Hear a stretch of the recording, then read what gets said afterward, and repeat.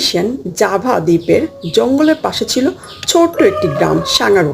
গ্রামটি দেখতে স্বাভাবিক হলেও স্থানীয়রা বলতো রাত্রে এখানে কিছু চলাফেরা করে। ওই গ্রামেই ছিল 100 বছরের পুরনো একটি ঘর। সম্প্রতি ফরিদ নামের এক যুবক তার পরিবারকে নিয়ে ওই পুরনো বাড়ি থাকতে আসে। ফারিদ তার ছোট ভাই বোনকে নিয়ে পুরনো সেই বাড়িটি মেরামত করে।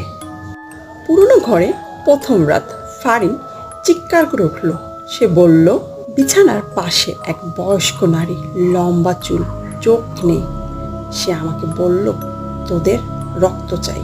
ফারিন বলল, এটা পুরনো বিল্ডিং, মনে হয় এখানে কোনো সমস্যা আছে। সবাই বলল এটা দুঃস্বপ্ন। কিন্তু পরের দিন সকালে ফারিনের ছোট বোন তাসনিয়া হঠাৎ অজ্ঞান হয়ে যায়। জেগে উঠে বলল, তোদের ঘর অভিশপ্ত, 7 রাত্রির পর কারো প্রাণ থাকবে না।